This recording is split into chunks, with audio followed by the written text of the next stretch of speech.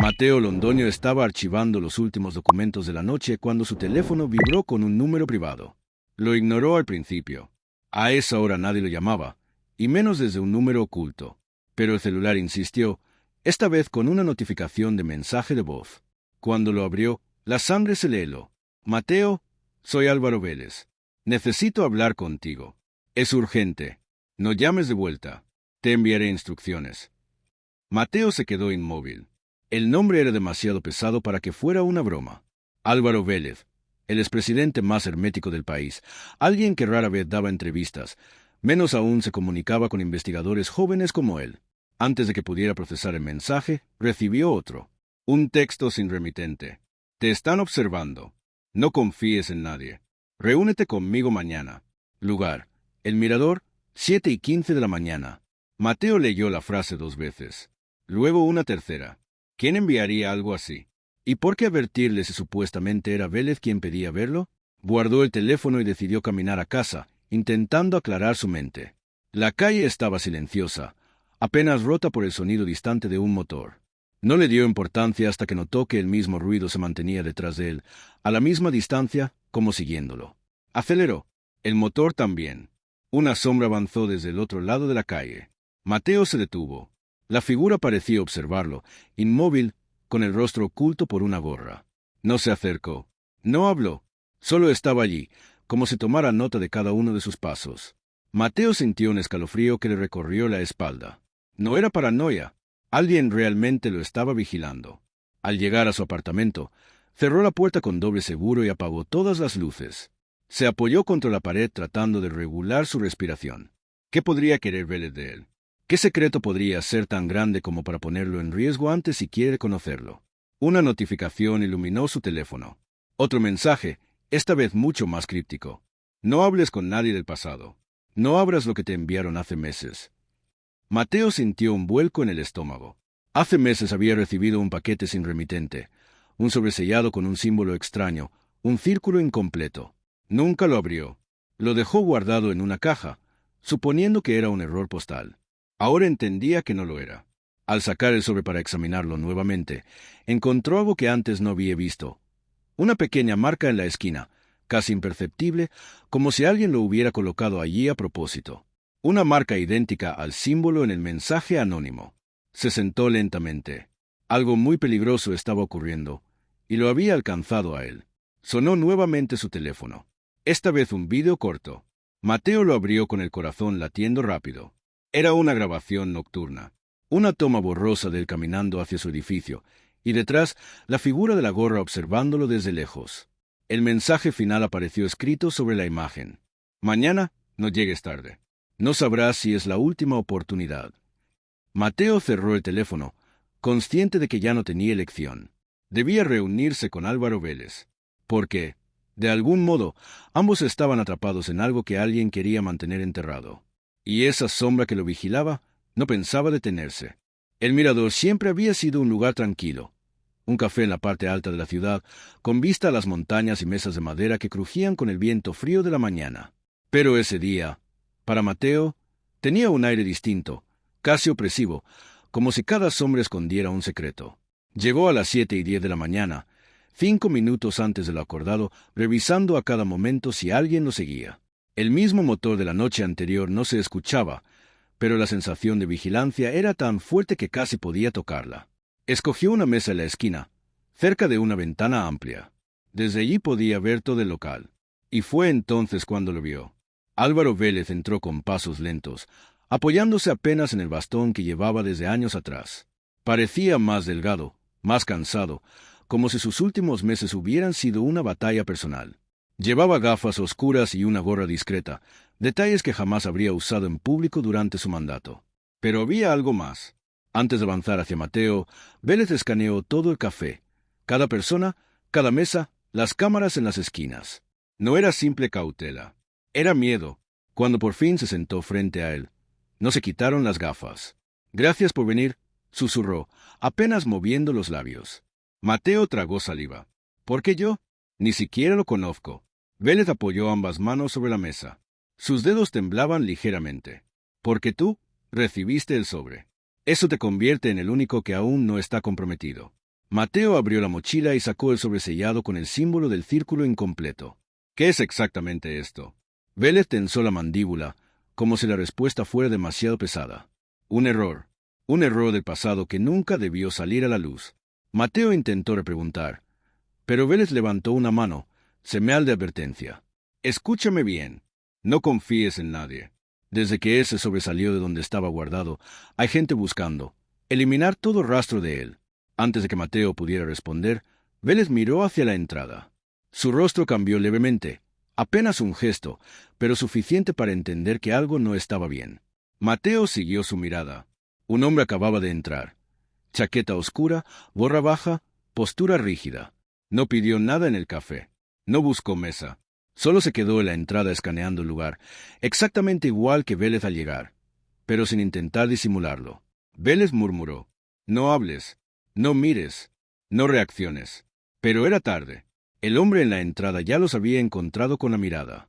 Algo en su expresión mostraba reconocimiento. Y no del bueno. Vélez se inclinó hacia Mateo con urgencia. «Escúchame. El sobre contiene datos que desaparecieron hace muchos años. Si vuelven a conocerse, caerán personas que no están dispuestas a ser descubiertas. Por eso te están siguiendo. No por mí, por lo que tienes tú». Mateo sintió que el corazón le golpeaba el pecho. «¿Por qué no va usted a las autoridades?», susurró. «Porque algunas de las autoridades», Vélez apretó los dientes, «son precisamente quienes quieren borrar esto». El hombre de la entrada dio un paso hacia ellos. Otro. Y otro. Cuando estuvo a solo unos metros, Vélez respiró profundo y dijo algo que Mateo nunca habría imaginado escuchar. «Si hoy me pasa algo, quema el sobre. No lo abras. Y no confíes en quienes aparecerán diciendo que quieren ayudarte. Ellos son los primeros en encontrarte». Mateo se quedó mudo. El hombre llegó a la mesa. No saludó. No habló. Solo dejó un papel doblado frente a Vélez y se alejó caminando con la tranquilidad de quien sabe que ya ha hecho lo que debía hacer. Vélez tomó el papel con manos temblorosas. Lo abrió. A Mateo le bastó ver el símbolo en el centro para sentir un estremecimiento, el mismo círculo incompleto. En la parte inferior, un mensaje corto. «Último aviso». Vélez respiró hondo, como quien carga un peso demasiado grande. «Esto cambia los planes», murmuró. «Mateo, tenemos que irnos».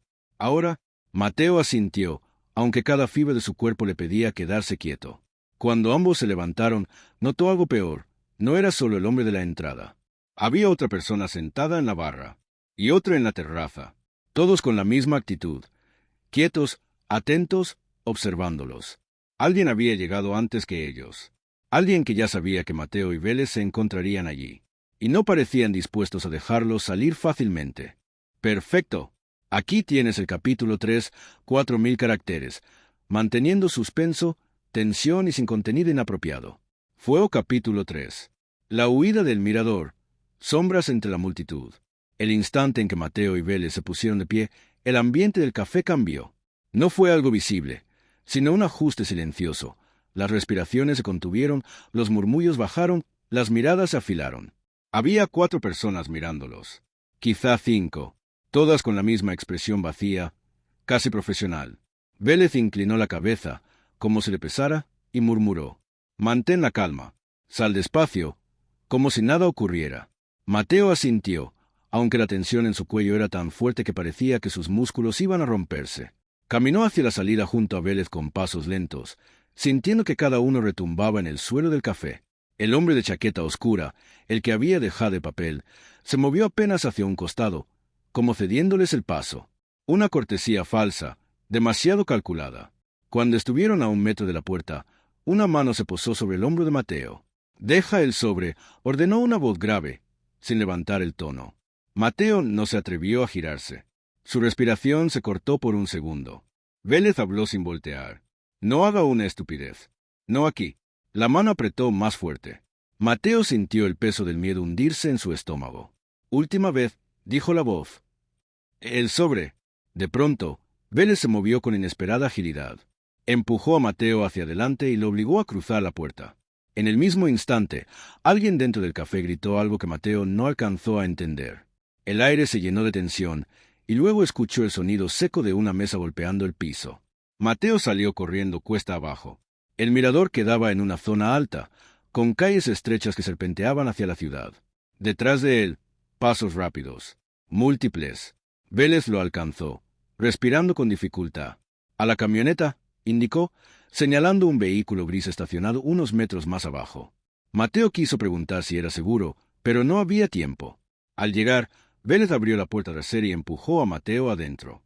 «¡Agáchate!». Mateo obedeció. Vélez subió adelante y giró la llave. El motor rugió al instante, pero antes de que pudiera avanzar, un carro negro apareció bajando por la misma calle, bloqueando su salida. «Nos encontraron antes de tiempo», dijo Vélez con la voz tensa. El carro negro se detuvo frente a ellos. 2 puertas se abrieron al mismo tiempo. 2 hombres bajaron con movimientos sincronizados. Mateo sintió un escalofrío. Esas personas no improvisaban. Estaban entrenadas. «¿Quiénes son?», preguntó Mateo, tratando de no sonar desesperado. Vélez no respondió. Ponía reversa. Con brusquedad, el golpe llegó de inmediato. Un segundo vehículo, que no habían visto, chocó contra la parte trasera. Mateo cayó contra el asiento. El sobrecasi salió de su mochila. Vélez masculló una maldición. «Están cerrando la pinza». El primer hombre avanzó. El segundo levantó una mano como señal. En ese instante, desde una casa cercana se escuchó un portazo. Una señora salió con una escoba, regañando a alguien dentro. El sonido cotidiano, totalmente ajeno al peligro, hizo que Mateo sintiera un contraste extraño. La vida normal seguía mientras la de ellos se comprimía en segundos. Vélez vio su oportunidad. Giró el volante hacia la derecha y aceleró con fuerza. El carro trepó sobre la acera, esquivando por centímetros una motocicleta estacionada. La señora gritó indignada sin entender nada. «¡Sujétate!», ordenó Vélez. El carro avanzó por un callejón estrecho, tanto que los espejos casi rozaban las paredes. Atrás se escucharon motores encendiéndose, llantas chillando. Los perseguidores no estaban dispuestos a soltarlos. El callejón desembocó en una avenida principal. Vélez giró abruptamente a la izquierda. El tráfico era ligero, pero suficiente para perder segundos valiosos esquivando vehículos. Mateo se incorporó un poco. «¿Por qué yo? ¿Por qué no buscó a alguien más preparado?», preguntó con la voz quebrada. Vélez lo miró por el retrovisor. Había cansancio y culpa, porque necesitaba a alguien fuera del sistema. Alguien sin conexiones, sin antecedentes. Alguien que no estuviera contaminado por lo que está pasando. ¿Contaminado? Vélez no respondió. Aceleró. Atrás, el carro negro apareció nuevamente, abriéndose paso entre el tráfico con la precisión de un corte quirúrgico. Mientras avanzaban, Mateo notó que el exmandatario llevaba un auricular diminuto en la oreja izquierda. No era un audífono médico. «¿Quién le habla por ahí?», preguntó. Vélez apretó los labios. «No es alguien que pueda ayudarte», murmuró. Esa frase, pronunciada en ese tono, cayó sobre Mateo como plomo. La persecución continuaba, y cada segundo se hacía más claro que no se trataba solo de un grupo siguiéndolos. Había algo más grande detrás. Algo que ya había empezado a moverse antes incluso de que Mateo recibiera el sobre. «Perfecto. Aquí tienes el capítulo 4, 4000 caracteres, con suspenso creciente y sin contenido inapropiado». Fuego capítulo 4. La llamada que no debía contestar. El carro avanzaba entre el tráfico como un animal herido buscando refugio. Vélez conducía con precisión, pero Mateo podía ver cómo le temblaban las manos. No era solo el cansancio. Era la certeza de que lo que los perseguía no se rendiría tan fácil. Apenas doblaron por una avenida amplia, el celular de Mateo vibró dentro de su bolsillo. Vibró una vez, luego otra, luego una tercera, más insistente, como si quien llamara supiera exactamente el momento perfecto para hacerlo. Mateo dudó. No era momento para contestar. No debía. Vélez lo notó. «¿Quién es?», preguntó sin apartar la vista del camino. Mateo sacó el teléfono lentamente. La pantalla mostraba un número desconocido. Sin foto, sin nombre, solo un número largo, extranjero. «No lo sé», murmuró. El teléfono volvió a vibrar. Vélez habló con urgencia. «No contestes. No ahora». Pero algo en la vibración, un ritmo extraño, casi codificado, le hizo sentir que la llamada no era casual. Era para él, y era importante. El teléfono vibró una vez más, y Mateo contestó. «¿Aló?». Un silencio estático llenó la línea. Era un silencio tan artificial que sonaba a interferencia creada a propósito. Luego, una voz distorsionada habló, con un tono seco. «Mateo, ya no estás a salvo». Mateo sintió un escalofrío recorrer la columna. ¿Quién habla?, preguntó, intentando mantener la voz firme. La voz respondió. Tienes algo que no te pertenece. Entrega el sobre, o te encontraremos antes que él.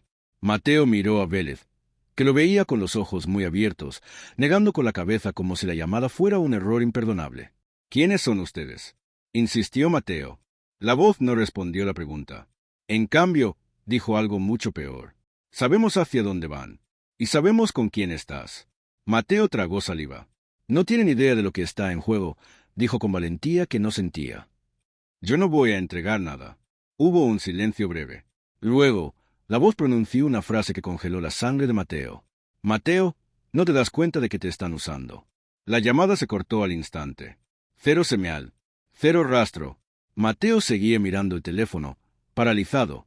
Vélez exhaló hondo, sosteniéndose la frente con una mano mientras seguía conduciendo. ¿Qué te dijeron?, preguntó. Mateo dudó, pero decidió decir la verdad. Que saben hacia dónde vamos. Que quieren el sobre. Y que, respiró hondo, que usted me está usando. Vélez apretó el volante. Durante varios segundos no dijo nada. Mateo respondió al fin. Hay cosas que no puedo contarte todavía. Pero jamás te usaría para dañarte. Al contrario, tú eres la única persona que puede ayudarme a limpiar algo que se ensució hace años. ¿Qué cosa?, preguntó Mateo con voz quebrada. Vélez iba a responder, pero un ruido fuerte en el retrovisor lo interrumpió. El carro negro estaba de nuevo detrás de ellos. Más cerca que antes. Mucho más cerca. Nos alcanzaron, murmuró Mateo. Aún no, dijo Vélez, acelerando. Aún puedo sacarnos de aquí. El carro avanzó hacia una zona industrial. Contenedores metálicos, bodegas abandonadas, grúas inmóviles. Un laberinto donde perder a alguien o quedar atrapado sin escapatoria. ¿A dónde vamos?, preguntó Mateo. A un lugar donde todavía tengo un aliado. Mateo notó dudas en la palabra aliado, como si Vélez no estuviera completamente seguro de quién los esperaría. El carro negro lo siguió, manteniendo siempre la misma distancia. No aceleraba, no intentaba chocar, solo seguía, paciente, como si supiera que eventualmente tendrían que detenerse. Vélez giró por una calle estrecha que conducía hacia un complejo de bodegas de ladrillo. El lugar parecía abandonado hacía años. Era gris, silencioso y vasto. ¿Aquí vive su aliado?, preguntó Mateo con incredulidad. Aquí trabaja, corrigió Vélez. Aunque no sé si estará esperando o huyendo.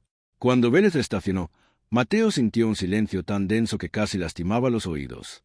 No se escuchaban carros, ni perros, ni viento, solo el eco de sus propios pasos al bajarse del vehículo. Mateo miró a Vélez. ¿Quién es ese aliado?, preguntó. Vélez abrió la puerta vieja de la bodega. El metal chirrió. La oscuridad adentro era casi absoluta. Alguien que también recibió un sobre, dijo. Pero hace muchos años. Mateo iba a entrar detrás de él, cuando el celular volvió a vibrar, esta vez con un mensaje, no con una llamada. El remitente era el mismo número desconocido. Mateo, con el pulso acelerado, abrió el mensaje. Solo decía, no entres. Mateo se quedó helado. La piel se le erizó. El corazón le dio un vuelco. Dentro de la bodega, en plena oscuridad, la voz de Vélez resonó. «Mateo, ¿vienes?». Mateo apretó el teléfono en su mano. Afuera estaba el carro negro. Adentro estaba Vélez. Y el mensaje acababa de advertirle algo que no podía ignorar. Pero si no entraba, no habría respuestas. Y si entraba, podía no haber salida. Mateo miró la pantalla del celular una vez más. «No entres». Ese mensaje lo perforó como un susurro salido de la nada, un aviso lanzado en el momento exacto para sembrar la duda. Y funcionó. Mateo sintió como su cuerpo se quedaba rígido, dividido entre lo que debía hacer y lo que quería evitar. «Mateo», repitió Vélez desde dentro, «necesitamos avanzar». La voz parecía rebotar en las paredes de la bodega, como si estuviera más lejos de lo que debía. Mateo dio un paso hacia adelante, pero el eco del mensaje todavía resonaba en su cabeza. Se preguntó si era una trampa para separarlo de Vélez o si la verdadera trampa estaba dentro.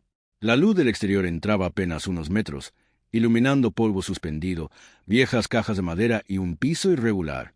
Más allá, oscuridad. Mateo respiró hondo, guardó el celular y entró. El olor era una mezcla de humedad, metal viejo y algo más, como papel quemado hace mucho tiempo. Vélez avanzaba unos metros adelante, con paso lento, casi ceremonioso. ¿Por qué aquí?, preguntó Mateo. Porque este lugar fue, durante años, un punto muerto del sistema, respondió Vélez. Nadie registraba lo que entraba o salía. ¿Qué cosas entraban?, preguntó con cautela. Información, respondió Vélez sin detenerse. Información que nunca debía salir a la luz. Un ruido fuerte resonó en la parte trasera de la bodega. Mateo se sobresaltó. Vélez levantó una mano. «Alto, no te muevas». Los ojos de Mateo intentaron adaptarse a la oscuridad. Al principio no vio nada, pero al cabo de unos segundos distinguió una figura moviéndose entre estanterías metálicas. Era una silueta humana, encorvada, como si cargara algo en los brazos. La figura se detuvo. El silencio se volvió insoportable. «Tranquilo», dijo una voz ronca. «No vengo armado». La silueta dio un paso hacia la luz. Era un hombre de unos 50 años, flaco, con barba descuidada y ropa arrugada. Tenía la mirada alerta, como la de alguien que lleva demasiado tiempo huyendo. «Tarde llegas, Álvaro», dijo el hombre, sin quitarle los ojos de encima. Mateo lo reconoció, sin saber su nombre. Había visto su rostro en reportajes antiguos, siempre borroso, nunca confirmado. Un hombre que aparecía mencionado en investigaciones inconclusas, un fantasma del pasado gubernamental. Vélez cruzó los brazos. «No podía venir antes, Santiago. Ya sabes por qué». El hombre, Santiago, soltó una risa corta, amarga. «Siempre con tus excusas. Dijiste que esto se acababa hace años. Pero aquí estamos, peor que antes». Mateo dio un paso adelante. «¿Ustedes se conocen?». Santiago lo miró por primera vez, y al hacerlo, su rostro cambió de inmediato. Lo observó con una mezcla de sorpresa y preocupación. «¿Tú eres?». Hizo una pausa, el del sobre. Mateo sintió un escalofrío. «¿Cómo sabe eso?», preguntó. Santiago señaló la mochila de Mateo. «Ese sobre tiene algo que yo entregué hace mucho tiempo», dijo. «Algo que me prometieron que desaparecería para siempre». Vélez respondió con un tono firme. «No desapareció porque no debía desaparecer. No era información mía, ni tuya. Era evidencia». Mateo abrió los ojos, incrédulo. «¿Evidencia de qué?». Ambos hombres guardaron silencio. Un silencio tan tenso que parecía un acuerdo entre ellos. Pero el momento se rompió cuando un ruido metálico golpeó afuera de la bodega.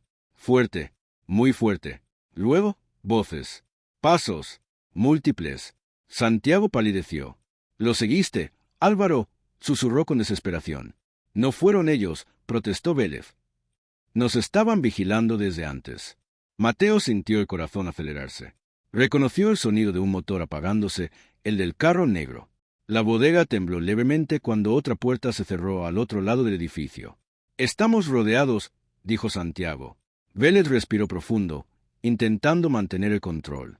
«Santiago», dijo con autoridad, «debemos mostrarle a Mateo lo que guarda el sobre». Ahora, Mateo sintió un latigazo de miedo. «¿Aquí? ¿Con ellos afuera?». «Precisamente», respondió Vélez. «Si no lo ves hoy, puede que nunca lo veas». Santiago corrió hacia una mesa metálica al fondo y encendió una vieja lámpara de taller. La luz amarillenta reveló un cuaderno, varias carpetas selladas y una caja fuerte pequeña. «El sobre que tienes», dijo Santiago sin verlo, «contiene una pieza clave, pero incompleta». Golpearon la puerta. Una vez, 2 veces. La tercera vez fue más fuerte, casi un intento de derribarla. Mateo dio un salto. «¿Qué quieren exactamente?», gritó hacia la puerta. La respuesta llegó desde el otro lado, clara, masculina, sin gritos. «Queremos lo mismo que ustedes, pero sin testigos». El eco de esa frase atravesó la bodega como una amenaza calculada. Santiago abrió la caja fuerte. Dentro había un cuaderno viejo, con bordes quemados. Lo puso sobre la mesa. «Álvaro», murmuró, «¿estás seguro?».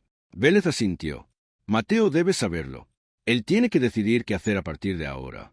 Santiago abrió el cuaderno por la mitad. Varias páginas estaban arrancadas. Las restantes tenían anotaciones hechas con prisa, nombres incompletos, fechas tachadas. En la última página visible había una frase escrita con tinta seca. «Si alguien encuentra esto, no confíe en». El resto estaba arrancado. Mateo tragó saliva. «¿En quién?». «¿No confiar en quién?». Vélez lo miró directo, con una gravedad que Mateo nunca había visto en nadie. «En alguien que ya conoces». Antes de que Mateo pudiera preguntar quién era, la bodega entera vibró con un golpe brutal en la puerta. Las sombras de afuera estaban al borde de entrar, y Mateo tenía que decidir si creía en lo que estaba viendo o en el mensaje que le había advertido. «No entres». El sonido del golpe resonó en toda la bodega como una explosión seca. El polvo cayó del techo en forma de pequeñas nubes, y las lámparas colgantes se mecieron apenas. El aire se cargó de electricidad. Santiago cerró de golpe la caja fuerte y se movió hacia la puerta lateral, como si presintiera que el ataque no iba a venir solo por un lado. «Tenemos 2 minutos, máximo», dijo con voz tensa. Mateo sentía el corazón golpearle las costillas. El cuaderno con las páginas arrancadas seguía sobre la mesa, abierto en la frase incompleta. «Si alguien encuentra esto, no confíe en...». La incertidumbre le apretaba la garganta. Vélez caminó hacia Mateo y habló rápido, como quien sabe que el tiempo se está consumiendo. «Escúchame bien. Lo que está afuera no viene solo por el sobre. Vienen por ti. ¿Por mí? ¿Por qué?» Mateo retrocedió sin darse cuenta. «Porque el sobre llegó a tus manos de manera que ni ellos pudieron controlar», explicó Vélez. «Y eso significa algo. Tú eres un cabo suelto, y los cabos sueltos se eliminan primero». Mateo sintió un frío en la nuca. Otro golpe, esta vez más fuerte. La puerta principal se combó hacia adentro. Santiago sacó un montón de herramientas oxidadas de una mesa, palancas, llaves, un martillo. No eran armas, pero en sus manos parecían defensas improvisadas. «Debimos quemar todo esto hace años», murmuró. Vélez lo ignoró y señaló el cuaderno. «Mateo, toma eso. Guárdalo». «¿Por qué yo?», insistió Mateo. «Porque tú eres el único aquí que no está marcado», respondió Vélez. «Ellos saben quién soy. Saben quién es Santiago. Pero tú sigues siendo una incógnita». Mateo guardó el cuaderno en la mochila, aunque no entendía nada. Todo ocurría demasiado rápido. De pronto, algo cambió en la puerta. El golpe siguiente no fue bruto, sino preciso. Un sonido metálico, como el de alguien usando herramientas especializadas para remover bisagras sin romper nada. Santiago palideció. «No están entrando a la fuerza», dijo. «Están entrando como los que ya han hecho esto antes». Un escalofrío recorrió la bodega. Mateo no pudo evitar mirar la frase en el cuaderno, las páginas arrancadas, el sobre en su mochila. Todo indicaba que había una historia escondida que él no entendía y que se desarrollaba desde mucho antes de que naciera. La puerta hizo un crujido suave, preocupante. Y entonces, por primera vez, Mateo escuchó algo que lo paralizó. Una voz del otro lado. «Álvaro, abre. No vinimos a lastimarte». Vélez apretó los dientes. «Es peor de lo que pensaba», susurró. Mateo miró a ambos, confundido. «¿Quién es?», preguntó. Vélez no respondió. Pero Santiago sí, con un tono lleno de resentimiento. «Uno de los nuestros». El golpe final dobló la parte superior de la puerta lo suficiente como para que una mano enguantada entrara y tanteara el seguro. Todo estaba a segundos de venirse abajo. Santiago tomó una decisión brusca. Por atrás, ahora, los tres corrieron hacia la salida trasera. Pero cuando llegaron, Vélez se detuvo en seco. La puerta trasera tenía una cadena gruesa cruzada por fuera. Alguien ya la había bloqueado. Mateo sintió que se le doblaban las rodillas. «Nos rodearon», susurró. El ruido al frente continuaba, cada vez más técnico, más controlado. Una operación limpia. Nada improvisado. Entonces el celular de Mateo vibró de nuevo. Un mensaje. Con manos temblorosas sacó el teléfono y leyó. «Corre hacia la izquierda del pasillo. No mires atrás». Mateo levantó la mirada, desconcertado. Pero había más. Un segundo mensaje llegó inmediatamente. «Confía en mí. Ya estuve ahí». Mateo sintió que la piel se le erizaba. No conocía a esa persona. No sabía si era amigo o enemigo. Pero lo que sí sabía era que la puerta principal estaba a punto de ceder. Vélez vio la expresión de Mateo. «¿Qué pasa? ¿Qué dice?». Mateo dudó. No sabía si debía revelar el mensaje. Las palabras «no confíe en» seguían quemándole la mente. Y sin embargo, el sonido de metal a punto de romperse lo empujó a actuar. «Dice que corramos hacia la izquierda del pasillo», respondió al fin. Santiago negó con la cabeza. Ese mensaje puede ser parte de su juego. Otro golpe. La madera de la puerta se abrió un poco y una sombra se filtró por el espacio. Mateo tragó saliva. «Puede ser», dijo. «Pero quedarnos aquí también es perder». Vélez respiró hondo. «Vamos, no tenemos otra opción». Los tres se movieron hacia el pasillo izquierdo, una zona aún más oscura de la bodega. El suelo crujía, las paredes estaban cubiertas de polvo y viejas telas plásticas colgaban del techo como cortinas improvisadas. Atrás, un sonido seco anunció que la puerta principal finalmente había cedido. «Álvaro, detente», gritó una voz masculina desde la entrada. Vélez apretó el paso. «No se detengan», ordenó. Santiago miró hacia atrás y palideció aún más. «Son más de los que pensaba». Mateo giró apenas el rostro y distinguió figuras entrando. 3, 5, 7. Un grupo completo. Las pisadas resonaban en el concreto. Estaban cercados. Y aún así, el mensaje insistía. «No mires atrás». Santiago llegó primero al fondo del pasillo, donde había una pared sólida y vieja. «Aquí no hay nada», protestó. Mateo sintió el pánico morderle los huesos. ¿Los habían guiado a una trampa? Pero antes de que pudiera decir algo, vio una pequeña grieta en la pared. Una línea, casi imperceptible. Tocó la superficie. La pared se movió. Un panel oculto se deslizó apenas unos centímetros. Vélez abrió los ojos, sorprendido. «¿Quién sabe de esto?» Mateo tragó saliva. Alguien que envió un mensaje diciendo que ya estuvo aquí. Santiago abrió la compuerta. Un pasillo angosto, subterráneo, se extendía hacia la oscuridad. No había tiempo. Vélez empujó a Mateo hacia adentro. «Corre. No pienses, solo corre». La voz del líder del grupo sonó detrás como un trueno. «No dejen que se metan ahí». Y entonces, la bodega se llenó de pasos acelerados. Y Mateo corrió hacia la oscuridad. «Perfecto. Aquí tienes el capítulo 7.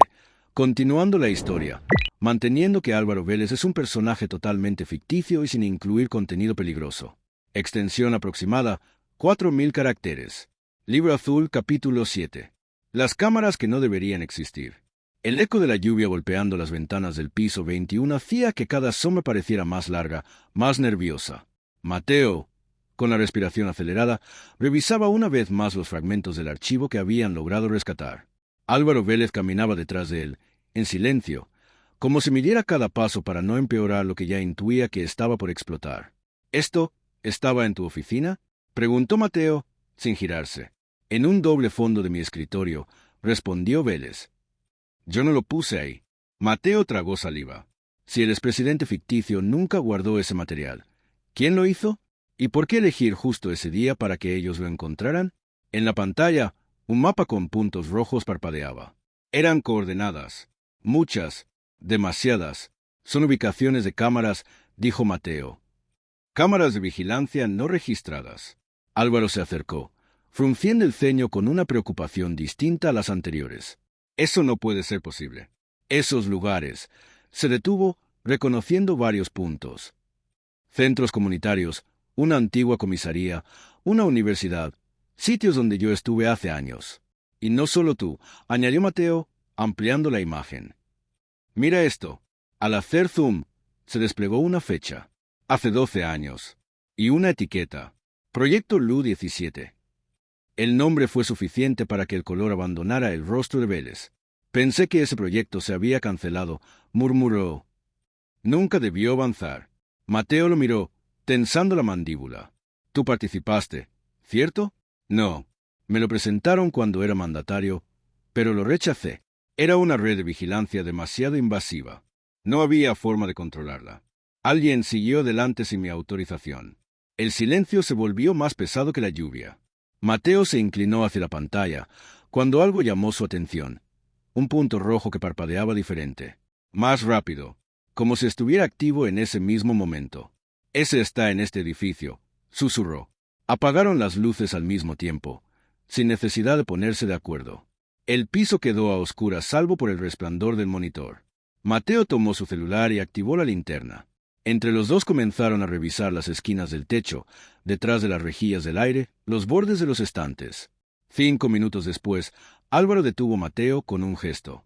«Ay, mira», entre la moldura de la pared, perfectamente camuflada, una pequeña lente negra los observaba. Fija, silenciosa, funcional. Mateo sintió un frío recorrerle la espalda. «Nos han estado siguiendo desde antes de que yo llegara», dijo. «No estaban vigilándote solo a ti, estaban esperando que nos juntáramos». Álvaro respiró hondo, intentando mantener la calma. «Entonces ya no se trata de lo que sé, sino de lo que podríamos descubrir juntos». Mateo asintió. Tengo que desconectarla. Si seguimos aquí sin movernos, ellos sabrán que la encontramos. Con cuidado, tomó una silla y subió. Pero antes de tocar la cámara, ésta emitió un pequeño destello rojo. Una luz que ninguno de los dos había visto antes. Mateo bajó de golpe. ¿Qué significa eso? Álvaro respondió sin pensarlo. Que nos están enviando un mensaje. Saben que sabemos. En ese instante, el computador comenzó a reiniciarse solo. La pantalla se volvió negra. Luego, una frase apareció en letras blancas que parecían escritas a mano. Nos sigan buscando. Mateo dio un paso hacia atrás. Esto ya no es vigilancia. Es una amenaza directa. Álvaro cerró los puños. Entonces estamos cerca de algo. Y alguien tiene miedo de que lo descubramos. El mensaje desapareció tan rápido como había llegado. La pantalla quedó en negro. La lluvia seguía golpeando, pero ahora sonaba como un reloj que contaba regresivamente. Debemos salir del edificio, dijo Mateo. Ya. Álvaro lo miró con una mezcla de decisión y temor. ¿Y si ya estamos atrapados? Mateo respiró hondo. Entonces tendremos que encontrar la salida antes de que ellos la cierren. Se dirigieron a la puerta, pero al abrirla, ambos se quedaron helados. El pasillo estaba completamente a oscuras. Todos los pisos del edificio habían perdido la energía. Menos el suyo. Menos donde estaba la cámara. Menos donde estaba el mensaje. Nos quieren arriba, dijo Mateo. ¿O quieren que no bajemos? Álvaro tomó aire y asintió. Pues tendremos que desobedecer. Y juntos dieron el primer paso hacia la oscuridad. El pasillo seguía en penumbra, iluminado apenas por la linterna del celular de Mateo. A cada paso, el silencio se hacía más pesado, como si el edificio mismo contuviera la respiración. Álvaro avanzaba detrás de él, atento, preocupado, pero decidido. El ascensor no va a funcionar, dijo Mateo, al ver los botones apagados. Entonces bajamos por las escaleras, respondió Álvaro. Cuando empujaron la puerta metálica, un viento frío los golpeó. La escalera estaba oscura, pero no vacía. Un tenue zumbido provenía del piso inferior. Mateo se asomó, apuntando con la linterna. «Mira», susurró. En la pared, alguien había pegado una hoja blanca. Solo una frase escrita a mano, idéntica a la del computador. Les dijimos que pararan. Álvaro cerró los ojos un instante, como si el mensaje le confirmara lo que ya temía. «No es casualidad», murmuró. Ellos sabían exactamente cuándo entramos, qué vimos y cuándo bajaríamos. Pero no nos han detenido físicamente. Eso significa que todavía necesitan algo, razonó Mateo. O que temen exponer lo que hacen, añadió Álvaro. Siguieron bajando. 2 pisos más abajo, encontraron otra hoja, esta vez con coordenadas. Mateo sacó su teléfono. Esta dirección es el viejo archivo estatal, el que cerraron hace años. Álvaro abrió los ojos, sorprendido. Ahí guardaron los primeros documentos del proyecto LUF 17. Creí que todo había sido destruido. No lo destruyeron, dijo Mateo, guardando la hoja. Lo escondieron, y alguien ahora quería que ellos fueran allí. El camino hasta el archivo fue tenso, pero tranquilo. Un auto oscuro había seguido al suyo durante algunas cuadras, pero desapareció en cuestión de minutos. El edificio estaba abandonado, silencioso, cubierto de humedad. Una placa vieja decía: Archivo Estatal, acceso restringido. Mateo empujó la puerta lateral, que cedió con un chirrido oxidado. Adentro, solo polvo y cajas metálicas alineadas. Esto no debería existir, susurró Álvaro. Una de las cajas estaba abierta. Dentro, carpetas marcadas con fechas y sellos oficiales. Mateo tomó la que estaba encima. La primera página tenía un título: LUF 17, Informe de Supervisión Inicial. Aquí está, dijo Mateo, con el corazón acelerado. Esto prueba que el proyecto siguió adelante sin autorización. Álvaro respiró hondo, con una mezcla de alivio y dolor. Es lo que necesitábamos. Pero antes de poder revisar más, una voz profunda resonó en el pasillo. Eso es suficiente. Mateo giró de golpe. Un hombre de traje oscuro estaba en la entrada. No llevaba arma visible, no mostraba agresividad, pero su presencia imponía silencio. No quiero causarles daño, dijo el hombre. Solo deben entregarme los documentos. ¿Tú nos dejaste las coordenadas?, preguntó Mateo. El hombre asintió. Ustedes dos son los únicos que podían sacar esto a la luz sin que pareciera una maniobra política o una fabricación. Pero no pensaba que llegarían tan lejos. Álvaro dio un paso adelante. ¿Quién eres? Alguien que trabajó en el proyecto, respondió. Alguien que vio lo que se estaba convirtiendo decidió frenarlo, pero no podía hacerlo solo. Mateo frunció el ceño. Entonces, ¿por qué nos amenazaron? ¿Por qué las cámaras? Los mensajes. El hombre suspiró. No fui yo. Fui advertido de que ustedes estaban investigando. Digamos que no todos quieren que esto salga a la luz. Yo solo traté de guiarlos antes de que otros los encontraran primero. El silencio cayó como un peso. Si se llevan esos documentos, continuó el hombre, no podré protegerlos después.